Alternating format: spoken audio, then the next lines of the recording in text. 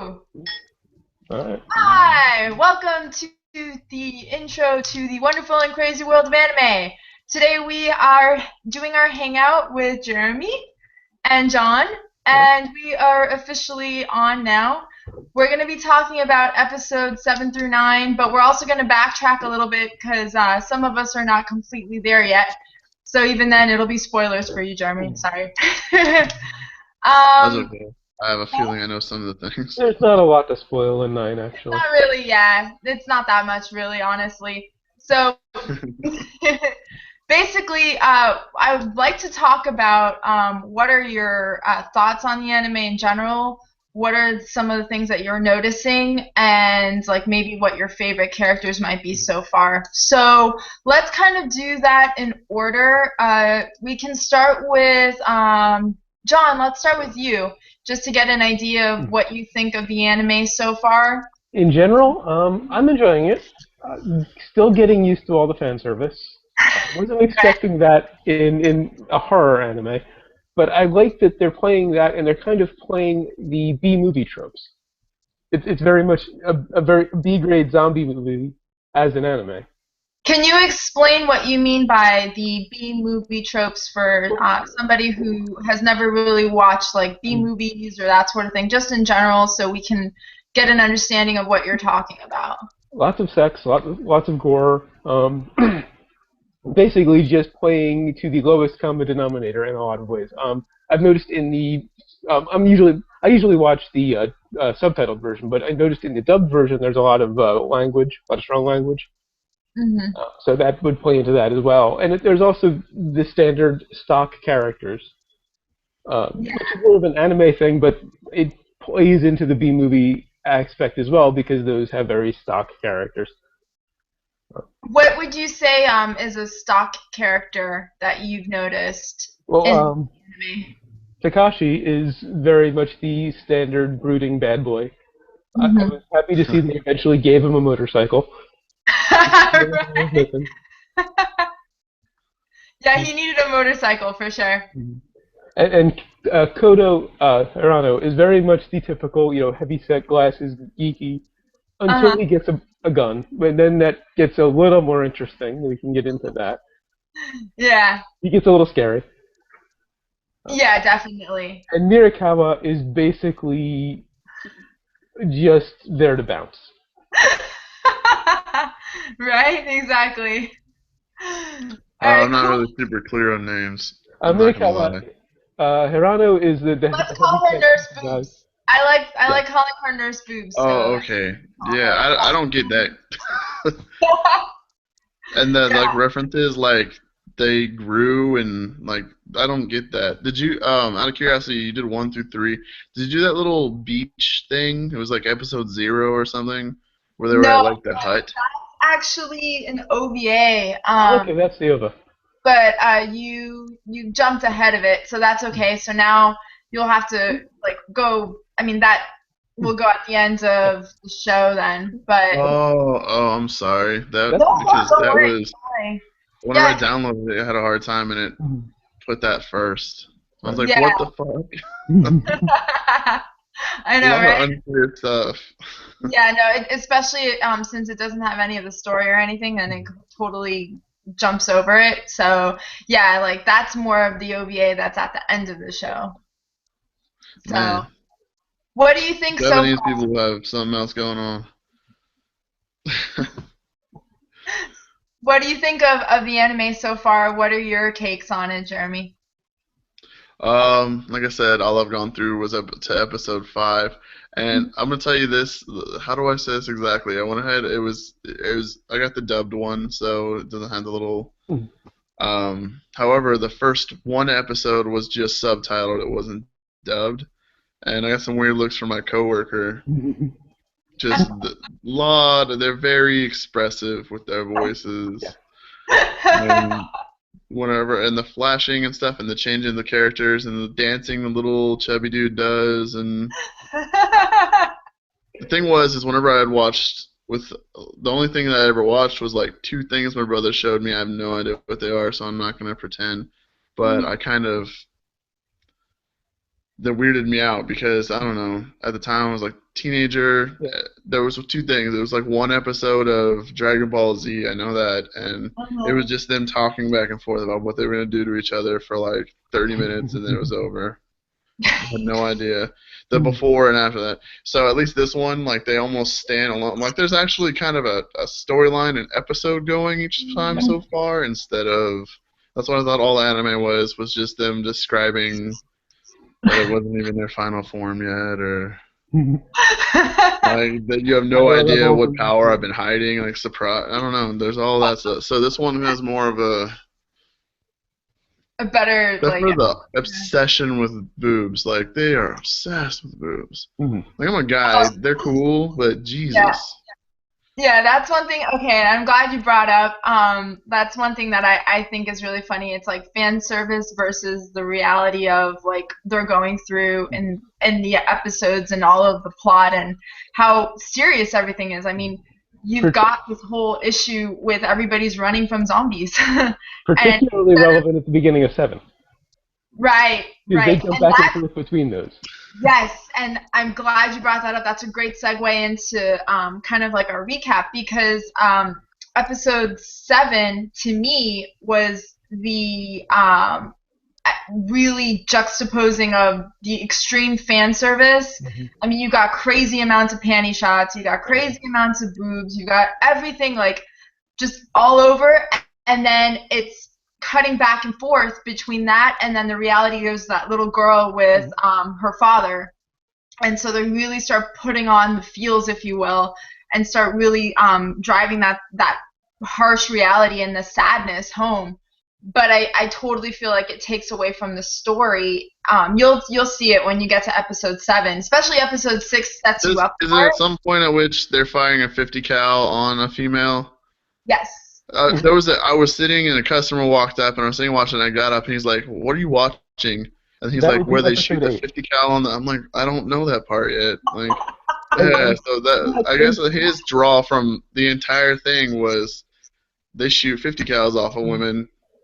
In that same scene, there's a really interesting / ridiculous reference to the Matrix. Yes. Is that's not there yet? I will be caught up and done with the thing tonight, so I will know all the things you guys get to inside joke about right now. That'll be episode 8 is ridiculous. But going back to, let's actually kind of segue back to episode 7 since we're on it.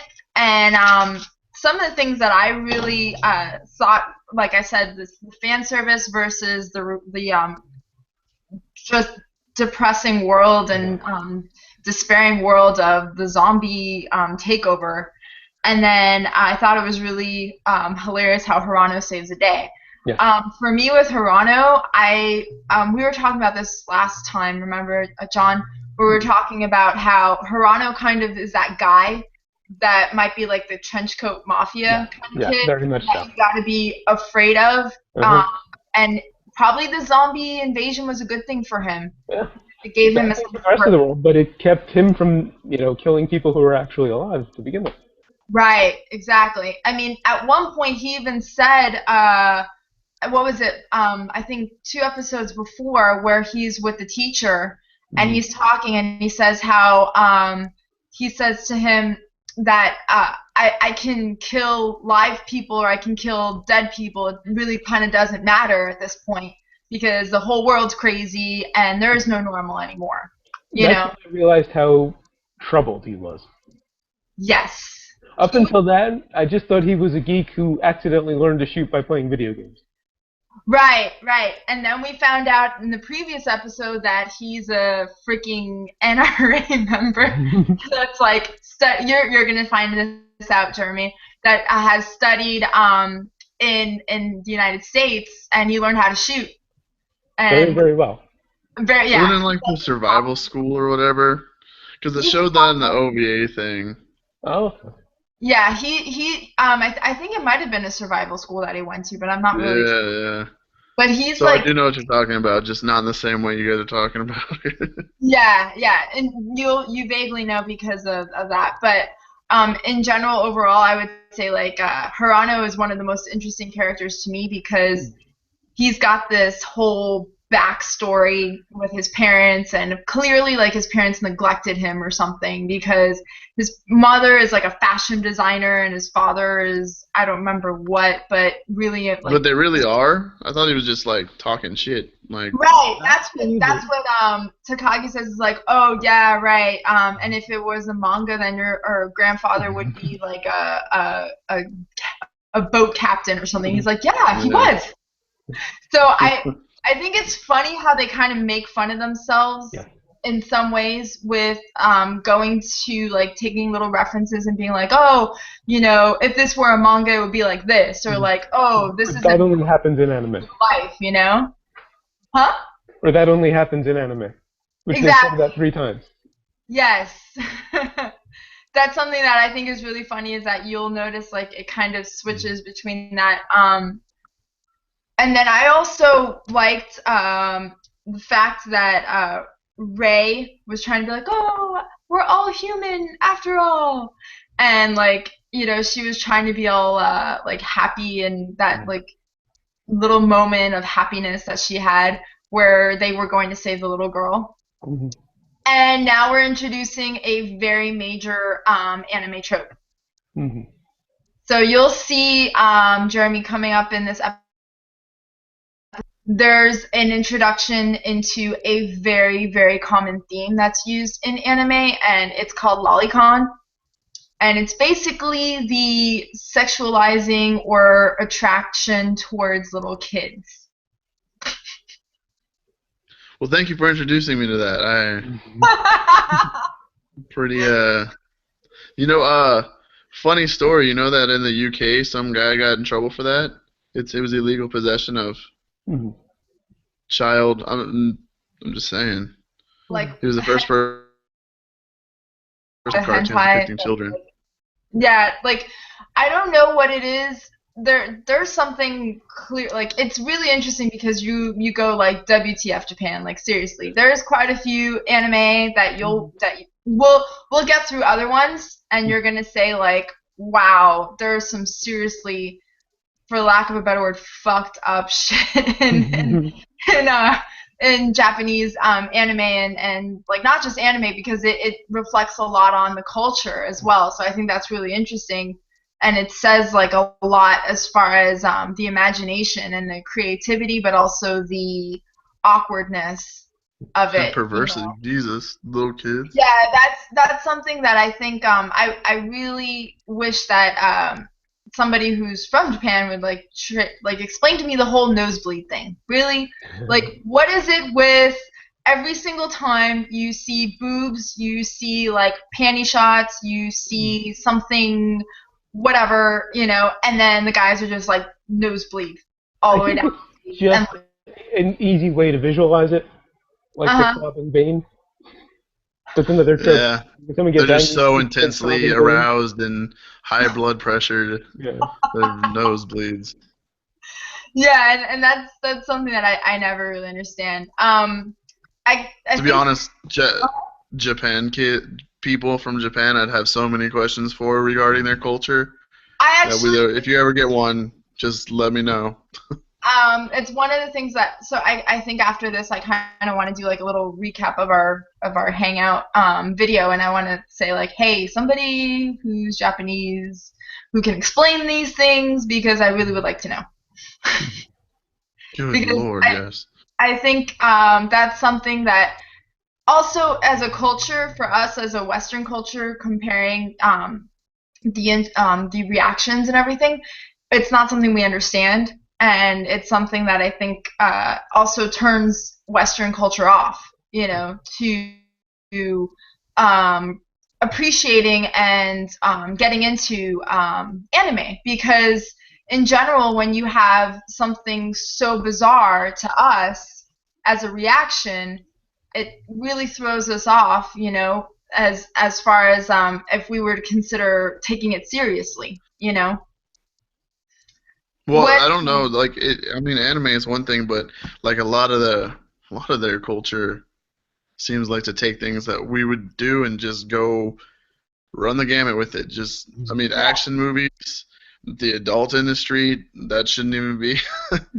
That's terrifying. Like there's Terrifying.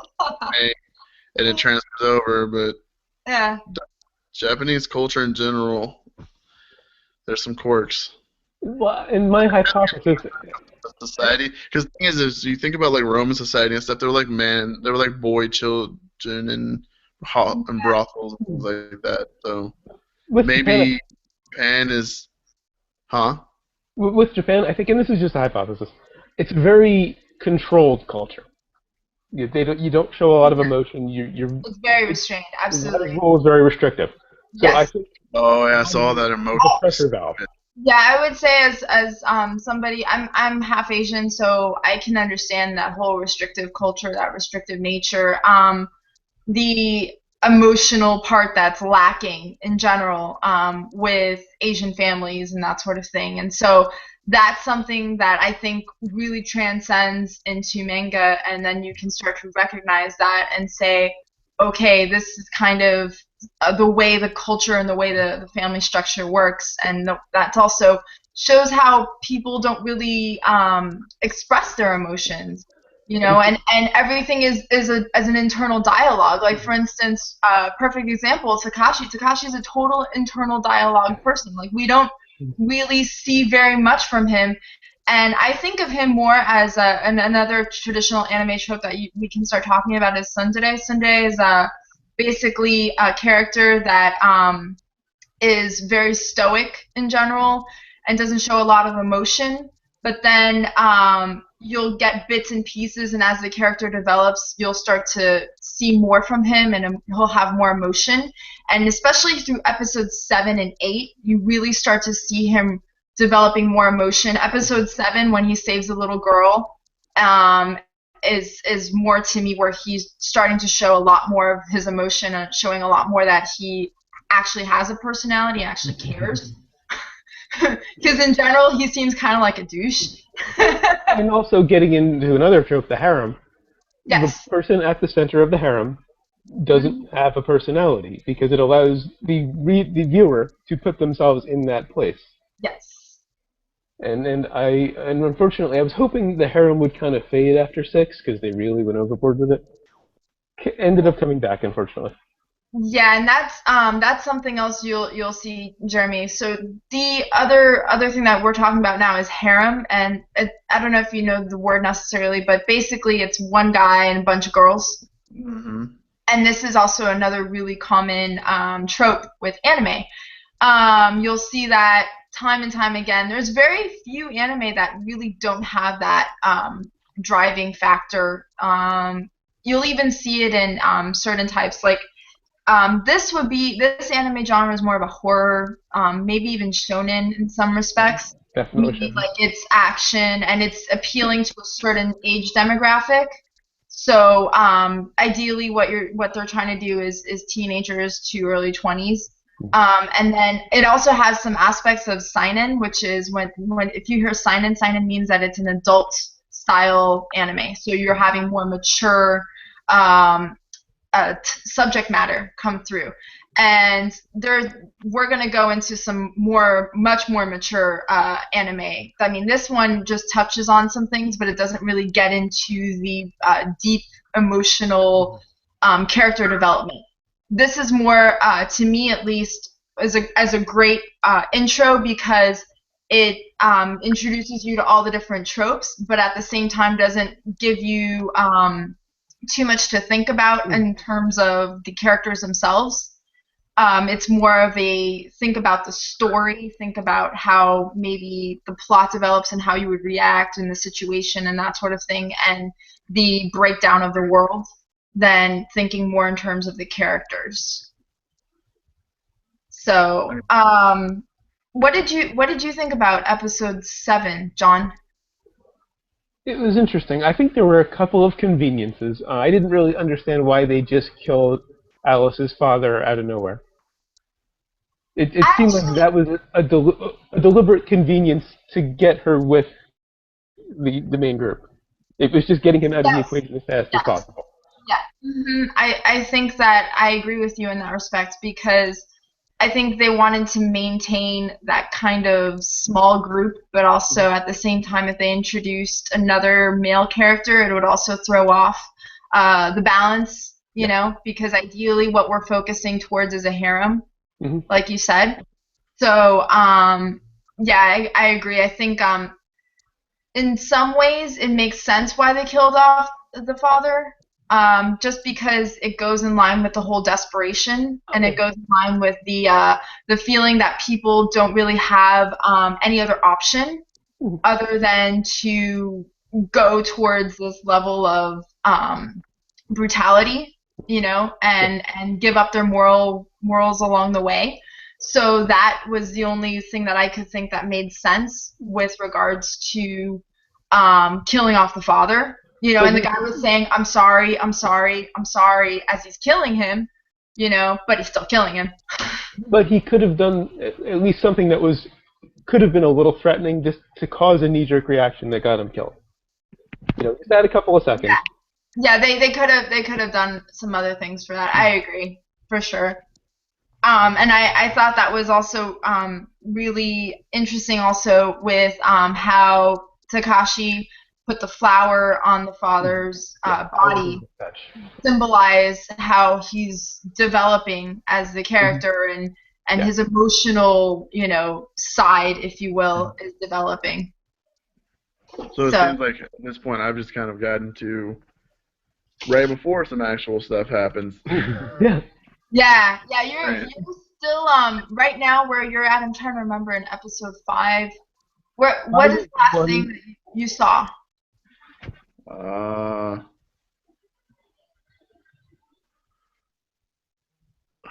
I'm still waking up from 5 minutes ago, 10 minutes ago. Trying to place the order. All right, kind of go through it, and I'll tell you. Well, Okay, so five is the one where Hirano shows how insane he is, and she takes the shot and just barely misses yes. Cheeto. Mhm. Oh no, I haven't got to that yet. Oh, There's, okay. This is well, I from was one on episode, 4. right? I know I just finished 4, but what Okay, Oh, happens on okay. 4? Four. we still on the bus. Okay, yeah, yeah. Okay, Oh so yeah, the weird teacher, and he's like talking to the little girls and stuff. yeah. What the hell is Um, up with that? so that was Did it ever explain why that one girl just refused to be on the bus with him? Not yet. not yet. I think we're gonna get there. It's a few more episodes, but that they explain what happened there and what the issue is with him and Ray. Oh, So okay. yeah. Um, I don't know. There was a very weird interaction. It was almost like she was pissed, but he had no idea why. I don't know. Hmm. yeah, I think that's something that they definitely will explain it more. So I won't get into that in specifics, but um, for me, I also wanted to mention that I thought it was ridiculous, especially in episode 7. There's like a contest between who has bigger boobs. Yeah. Between the what? There's a scene, there's like a moment where they're all just like standing around, and like Takagi flips out because she's like, "Oh, everybody's making so much noise. I can't sleep. And now all the zombies are coming. We got to get the hell out of here." And then like her boobs are bouncing all around, then Nurse Boobs is all around, and then like Sayako's like, you know, it's just like a boob fest, and I'm like, Hmm. really, like, what's the point? I would much rather focus on Takashi and his struggle to get out of zombie world, because he's trying to walk through these like mounds of zombies, and he's on a high ledge, and he's trying to like Hmm. be really quiet about it at the same time. And And conveniently, none of them grabbed for his legs. right, One I pulled his know, shoelace, but all they had to do was take a leg out. I know, right? Well, I mean, come on. If that It's hard to happens, get through. if you lose the main character in the story, it's Right. not like Game of I know. Thrones, you know? I know. I have to nitpick that sort of thing. You know, at least in Game of Thrones, if you lose the main character, you're okay, Yeah. because you know George R. R. Martin is just going to create a new one. Yeah. So But back to Takagi, I have to admit she's becoming my favorite character. I love how she just took charge at that point. yes, I like that too. I actually think if we were to say that she is one of the tropes, she would be like the smart and kind of shy girl because she seems kind of shy in the beginning. Oh, we lost Jeremy. What happened there? I guess we lost him. I don't know. He'll come back. His camera went because he's still. Oh. Can you hear me? Yeah, we can hear you. Okay. Yeah, I'm looking up which one was Takagi. Oh, the pink-haired one. Yeah. She has glasses, like me. Yeah. Gotcha. Yeah, she's the crazy Pop back up. Hi again. So she's the crazy one that like went and like, I'm gonna start throwing a washcloth at the zombie to see like. Oh, the genius one, the self-proclaimed. Yeah, she's the shy one. But what's the girl with like the blonde? She has purple hair. Well, that's pretty much the only thing you have to describe. Sayako. Okay, that's what I thought you were talking about, but I'm glad I got it's the pink-haired one. Yeah, right. Sayako is ridiculous though. All right, when she's jumping on top of the Humvee and she has her sword all raised up and like she's wearing that apron, I was like, what is that? You know, I love it because I love her. I think she's awesome. She's one of my favorite characters. But in general, it's like, what is that? Like, that's ridiculous. Beyond ridiculous. She was.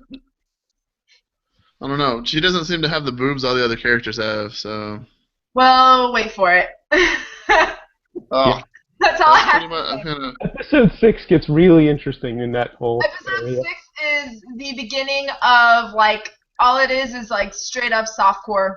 Yeah. You know, like you're sitting there going like, I was watching an anime and now it's turned into porn. I gotcha. Not exactly, but close enough. Yeah. Softcore is a good way of putting it. Right. It's funny that that happens. Like, like they were like serious. All right, come on, guys, let's do whatever we want. Right, and that's something to me that once we finish the anime, like we can have like a real recap of the whole thing, but I think that actually takes away from the story in general, and it also it makes it stupid. It dumbs down the overall anime, which is a shame because it's a great anime. But it's another trope that they had to hit. Because there's so many animes that have the fan service episode. Yeah. Yeah, I mean, they to a hot spring or beach. They had to pay, for the audience that's watching. So, and something that I thought was so unnecessary though is at the end of episode 7 when they have Arisu, which is a little girl now, that ends up joining their troop, and she straight up falls right on top of Hirano, and it was just this moment where I was like, all right, we get it. You introduced the character because she's the lolicon element. She's the cute little girl that blah, blah, blah. But did you have to go to the extent of dropping her on top of Hirano? Like, was that really necessary to drop her on top of Hirano in the middle of that? Like, I just didn't see a point. Last week when we were having the sort of test hangout after you mentioned that they were going to get a bit lolicon, and as soon as, and you could kind of say it happened when she peed on Takashi a little bit. Yes. He kind of smiles after that. You brought that up. Mm-hmm. But when she's on his back, and he's walking this sort of fence with zombies on either side trying to get away, and she has to pee. So he tells her to pee, to just go ahead right there. And after he kind of smiles weirdly. I really can't wait to do the hangout again because I can't wait for Jaren to be like, what are we watching? The moment when she falls onto Hirano in a straddling position, I said, yeah, there it is. There's the lolicon. I mean, if you didn't realize that it was lolicon at first, there it is. Without a doubt, no shame. And then going into episode 8, they reinforce it yet again, and it's like, come on, really?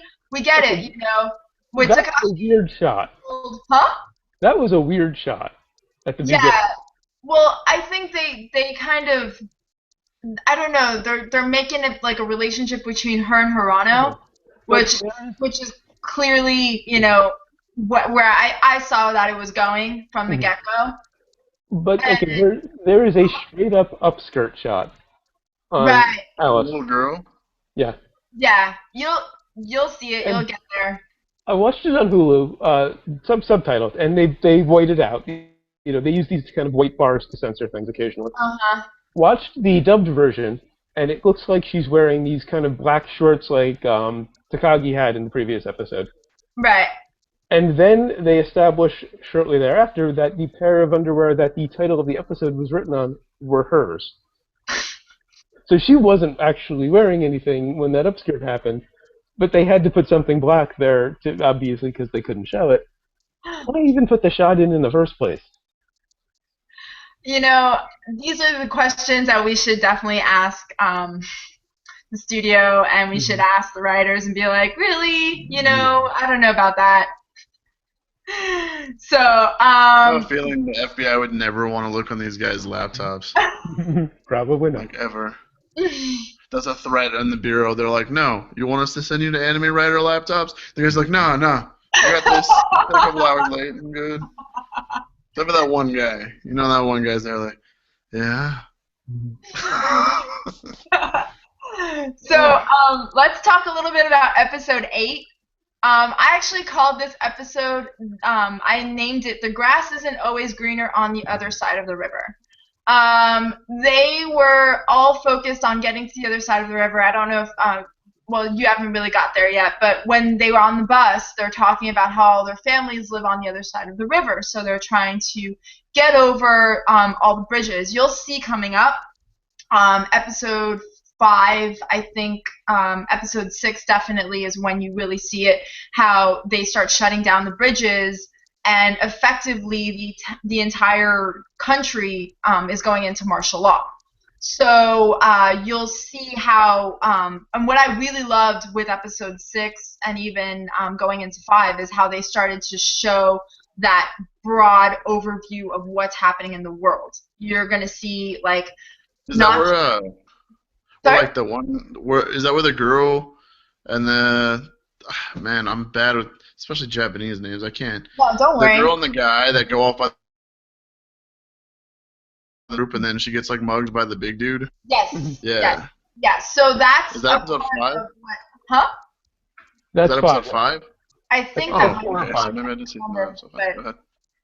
Regardless, the point is that that's kind of starting to show you how the rest of the world is going crazy and how there's no law, there's nobody policing the streets, and there's no civility, there's no logic, there's nothing. It's completely irrational, completely every man for himself. And episode 6 will really get into that and really show you that aspect, because you'll have protesters which are clearly not getting the point. Like, you've got an activist there who's saying, yeah, we need to worry about human rights and human rights and human rights. And it's like, then you see people screaming and crying because they're like, oh, my baby, she's still alive, we can help her. And they all die. Like, it's just, there's this clear moment where the world is not the California? Same. Huh? Where they visited California. Exactly. Yeah. That sounds like California would be in martial law. Like zombies, they're like, no feelings. Right. So that's something really interesting. Like I said, once you get to that point, I would really like to maybe, even if later in the week we do another hangout, just to kind of get your perspective from there, because you're going to be at that midway point where you're going to say, okay. So I should just watch the rest of the whole thing tonight, right? Like, just finish it out. Finish up to 9, and then you can know where we are. Because next week we'll do the finishing up 10 to 12. So and probably include the OVA too. Yeah, we'll include the OVA on that. That way we just finish it out by Halloween. Because I think this is a great anime for Halloween. Speaking of Halloween, I have not done any of Fantasy Fest. I won't. So that's not my. Yeah, that's the thing that happens here in Key West. And okay, so this is my gripe. It was anime themed, and maybe 2 people might dress up like an anime character. And it's all going to be Pokemon or Dragon Ball Z. When you first posted about Fantasy Fest, I read up on it because I hadn't heard of it before. And Right. it largely looks like an excuse for people to get half naked in public. More than half naked, and Okay. It's that's Halloween in general. no, it's really awful. Like, I think I'm gonna probably leave Key West It, because it's not worth it. It's not a cosplay event. It's nothing like that. And I was really hoping it would be something really cool like that. And so far, all I've seen are really disgusting stuff. So, and I've seen it year after year, so I'm over it. that's the thing. Honestly, it sounds like something I might want to try once just to see it, but I live in a resort area. We have we get besieged by tourists every summer. I live on the Jersey Shore. Uh-huh. I am totally sympathetic to, excessive tourists. Right. Yeah, I'm about to experience that here in Whitefish, apparently. For Whitefish, Montana, there's a huge ski season, so. Yeah. But apparently there you their go. Halloween is pretty cool. If I run across any cool stuff, I'll take pictures of them. Any cool Yeah. anime characters out on Halloween.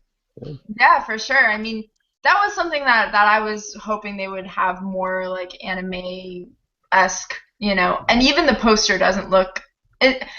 Anyway, that's completely a tangent, and I'm not even gonna get into it because that's gonna be going into my like why I'm frustrated with Fantasy Fest, blah blah blah. So that's not important. Let's talk more about episode 8. So the thing that you mentioned, Jeremy, about the 50 cal on the set of boobs. That's episode 8. I love that you was joking with me. Let me tell you, Good. Alright. boobs don't move like that. I've never in my life ever seen the physics of boobs ever move like that. And I've seen not giant, like anime-sized boobs, but I've seen bigger endowed women, and I can't say that I've ever seen boobs do this thing. And that, like, And that's not normal. first of all, Ray probably would have been burned by the gun, because those things get pretty hot. Right! That's what I was thinking. I was like, oh my god, where's the burns? Yeah. And Psycho would have gotten burned as well, if not worse. Well, especially also the ammunition, like the bullets themselves, the shells, like, you know? So that's what I was thinking. You know that scene in The Matrix where Neo bends backward just in time to miss for the bullet to miss him? Psycho's breasts do that. They swing in opposite directions, and the bullet gets him right between them. He goes back, and it's like, like that. I'm not even kidding you. Wait till you see it, and then you're gonna be like, what? I gotta rewatch that, and it's insane. It's ridiculous. That's when my coworker is gonna be like, "You need to leave." Yes, that's when your coworker is gonna be like, I don't know what's wrong with you, but you are insane. He's from Holland though, so you never know. You never know. So, There's some weird stuff there. Think it's that weird. She probably won't think it's that weird. There are weirder things. So yeah, that was something that I thought was really, really interesting and really, really ridiculous. But before they get to that scene, there is one of the greatest head fakes I've ever seen in any fictionalized story. Which when one? They come across the river, and they don't see any zombies, and you get those beautiful shots of the cherry blossoms and that ethereal music. Yes, I put that down too. And it's the second or third time they've used cherry blossoms, because I remember obviously episode 1 with Sashi. Yes. Died, and now this just to make us think that it's all clear, and of course we're in episode 8 of 12, so it can't be. It's not the end of the show yet. That was something that I thought was really great, where they have. Huh? Oh, no. Finish what you were saying. I was just going to make a stupid joke.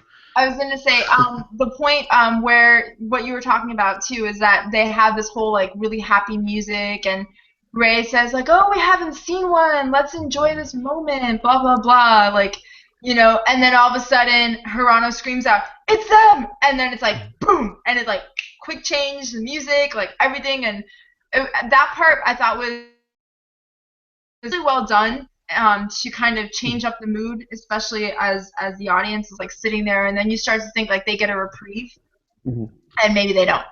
Yeah. So, and Takashi is a horrible shot. That's why he Let's uses just baseball talk bat. about how bad of a shot he is. That's why he says when Hirano gives him the shotgun, no, I'm better with the baseball bat. Right, right. And then Hirano was like, "No, don't worry about it. Anybody can do it. It's easy." And then he starts shooting, and and then he's used up all his ammo, and now he's holding Ray, and he's like, "Oh, Ray has a gun. I'm gonna take that gun." And that's when you get your crazy, like, let's mount Ray's boobs and use her. Because the 50 cal was strapped to her for some reason, Exactly. and he didn't have Well, time yeah, to unstrap it. and she says, "Well, if anything, I can just use it to hit people." So it's ridiculous. And I think for me that was hilarious. That's probably one of the funniest parts too. Well, the thing that I've noticed in the anime stuff is the fact that because it's all drawn, it's Mhm. all animated, they can do some crazy stuff that wouldn't fly in any kind of movie or be able to be done. Like if you CGI'd something into a movie that happens, it just wouldn't work. Yes. Yeah. And that's something that I think drives home the appreciation of anime in general is that you have things that you can't do with a film. It doesn't matter how great the CGI might be, it won't come across as effectively as it would with, you know, a manga, which is where you'd start with it. And if we do Attack on Titan next, like you were suggesting last time, that'll Uh-huh. definitely demonstrate that.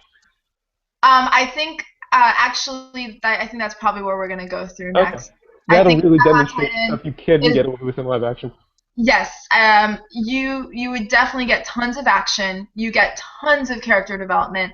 I wanted to start off with this one because I felt like this is more of a getting your feet wet, getting you into the world, as well as having that there's still some realistic elements in terms of the storyline itself, and what would happen potentially. Like martial law is completely how the reaction would happen. I mean, as it is, like you've got people with concerns on Ebola, and there are bans on flights, and other places that might potentially have the government step in more cases with reinforcement. So those are things that I felt, especially as somebody who, like you never really watched much anime or anything, and so I thought that might be a good transition period, especially since you said the genre you're interested most would be horror and comedy. So I figured this was a great starting point. And in general, I think that as somebody who's never really watched anime before, that would really get you your feet wet and make you more interested in watching other genres. I'll tell you, I took a good break from watching anime for a couple of years, and this was the anime that brought me back in. I've been off of it for a couple of months. I overdid it over the winter and kind of Uh-huh. pulled back a bit over the spring and summer. Watched a few episodes of there were two shows I was watching that continued into the spring. I finished them off. Tried watching Free over the summer. Got like 3 episodes in, and I was just I needed a break. And this was my reintroduction, which was nice because I've been wanting to get back into this series for a while. Awesome. Yeah. So that's kind of what I want to do with this also is keep going forward. John, you didn't already see this stuff? This was new to you too? Oh no, this is my third time watching this I series. watched the I first. love this series. I watched the first few episodes of this series on Netflix a couple of years ago, and just kind of got away from it. Never got back to it. So it was an excuse to finish it up. All right, cool. So you've seen it a bunch of times, but you haven't. Yeah. All right, This is cool. my first time through of everything but maybe the first 2 or 3 episodes, and it had been so long since I'd seen them that I had practically no memory. Good deal. Good deal. But So you're not alone. back to episode 8. Yes. There's a great moment where they show that Hirano isn't as bad as we thought he was. When he Yes. calls down for the magazines in the Hummer, and Yes. Alice hands him 2 magazines, and he's just horrified seeing this little girl holding the bullet. Yes. Mhm. I love that moment. Totally humanized Hirano, and made us realize that he really does have a heart. And something else that he says too at that in that same episode where she's talking, and he tells her, okay, you got to get up and you got to get out and you got to take 0 and hop the fence and get out of here. And she says, what about you guys? And he says, well, we'll be right behind you. And she starts crying and saying like, no, no, no, that's what my father said, and that everybody says that, and now I'm going to be alone, and I don't want to be alone. And you could see like him not really knowing how to respond. Yeah. And I thought that was really interesting too, because he's sitting there and he's trying to not necessarily lie to the girl, but at the same time walk that fine line of not breaking her heart either. So that was something that was really interesting to me. And I love how that made Hirano seem more human. Yeah. And Instead of like psychopath. I don't want to spoil it, but I love who saves them. Which one? I love who they picked to save them at the end of the episode. I don't want to spoil who it was. Yeah. I think we should cut it off right there. That way, Jeremy, you can jump in and you can start to really get into it. We'll recap with episode 9 as well on our next hangout. Like I said, if Jeremy, you just want to have like a discussion about it later on, that's cool. I know that there's Ron Chait, who is I've added him to the group, and there was somebody else. I think it's Tony Kabuto and Jack of course. And I mean, like I said in the circle itself, like it's not about being crazy stern. People are like, you have to watch these episodes. Why haven't you watched them? It's more of like this is a guided, discussion. So once you get to those episodes, or if you eventually get to them, then you can kind of listen to these, or talk about it and see how you feel. Like that's kind of what I'm going for with this.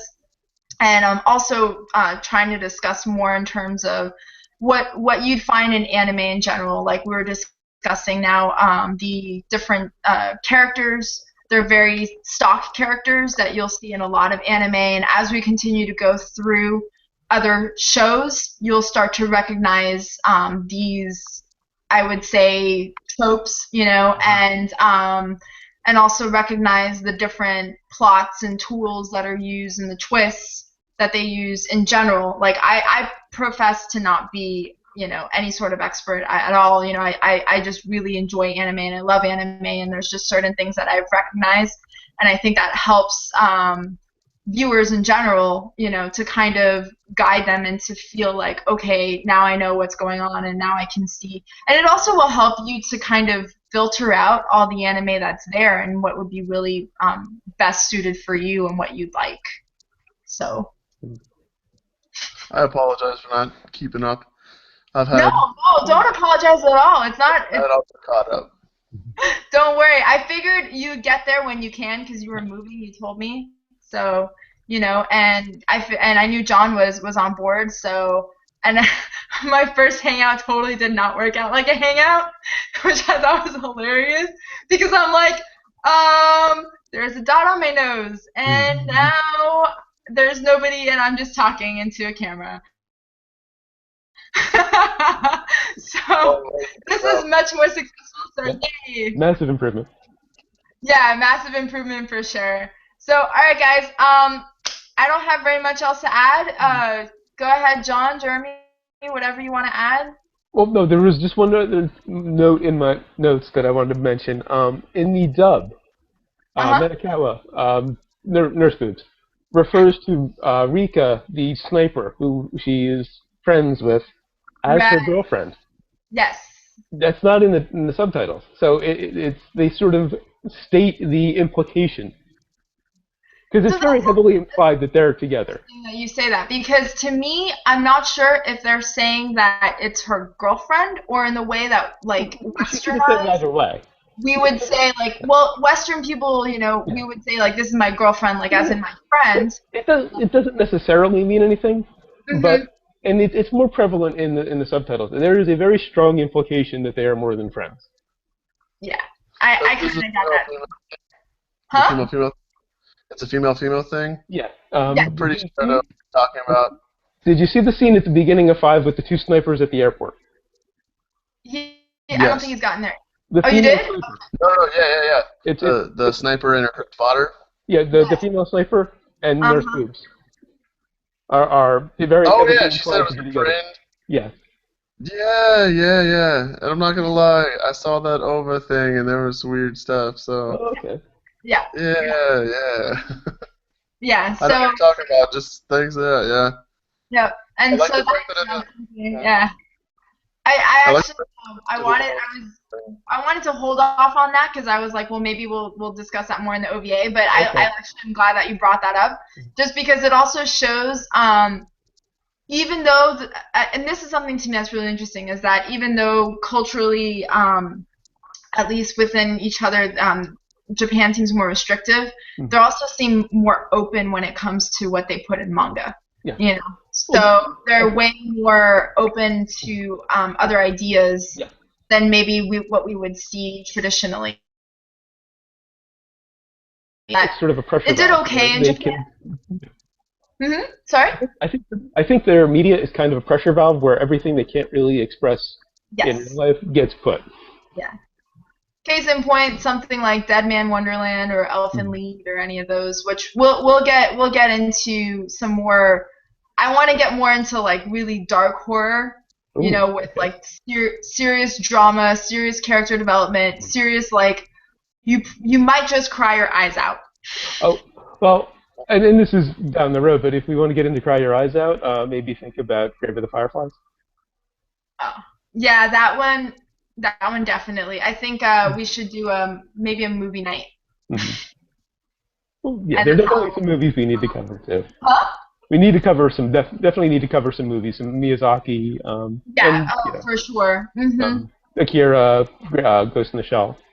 It's been a while since I've watched Akira, so I think that I would definitely be up for that as well. I've seen Akira a few times, but it's been years. Yeah. I think that also another thing that I'd like to do is kind of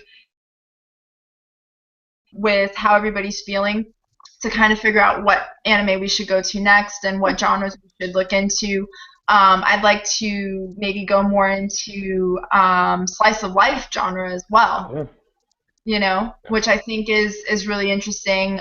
There's a lot of anime that incorporates some fantasy elements and horror elements, like this anime actually is a version of slice of life, but it also combines the horror element, which is what the driving factor of the plot is.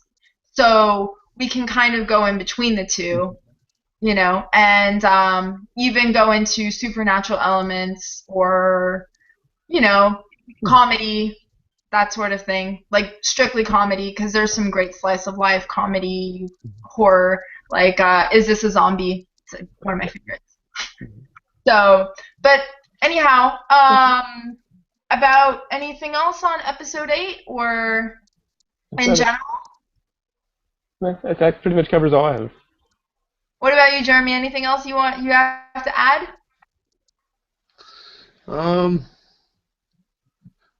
Is that like the parts whenever whatever they kind of like, their character like jumps into the background and becomes like super cartoony? Is that like a normal thing in anime, or is that unique to this? Yes, that's definitely something that you'll see that happens fairly often in most anime. Some anime it sticks to like the strict drawings from the manga. Some of them are a little more enhanced and intricate. So, but yeah, that's a very common, especially the way the eyes, and especially like for instance when the girls are the eyes get all sparkly and everything. You'll see that's a really common thing. When the guy gets all excited, like the faces that they make, you know. So these are definitely common elements across the board in anime. A lot of times they'll play with the art style and the coloration to get it, either sell a joke or get an emotion across. Yeah. Gotcha.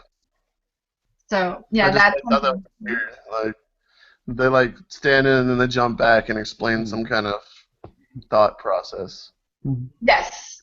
Yeah, and that's something else, especially with main characters, you'll find in quite a few anime where they have that internal dialogue and they sit there and they kind of debate things on their within like the anime itself. They'll sit there and they'll have that more introspective moment. And especially with the main character being, I think of Takashi as a tsundere because tsundere is more of the character that stays rather unemotional and quiet, and then ends up completely developing his emotions and showing more and more as the time goes on. So that's something that you'll notice is really common. Gotcha. So I'll make sure to catch up tonight. yeah, awesome. And You guys and talk. we'll continue. Huh? I said next time there won't be anything you guys talk about that I don't. Yeah, and then you'll have your own like ideas too, and that'll be really cool to see like how you're thinking about it. And I'm glad that you asked those questions because especially for somebody who's really getting into it and starting to, understand just in general wanting to learn more, I think those are the questions that I really want to know that might be affecting, the way somebody appreciates the anime or maybe feels that it's not for them or that sort of thing because those kind of elements might be taking away, especially if you don't know if that's a common thing or if that's something that you should expect or if that's something that maybe will upset you or that sort of thing. And then the question that you might have like with in general like things that you might notice. So those are important things that I'd like to kind of know more like what your perspective might be. Awesome, because you guys referenced some stuff in the back, so I know you got a little bit of experience in it. The stuff Yeah. not familiar. Awesome. I'm glad. All right, guys. Well, I know this ran a lot more than we wanted it to, but I think this was really great, and we'll do this again next week. All right. Sounds good. All right. See you guys. Bye. Have a great rest of the day. You too. Bye. Bye. Bye.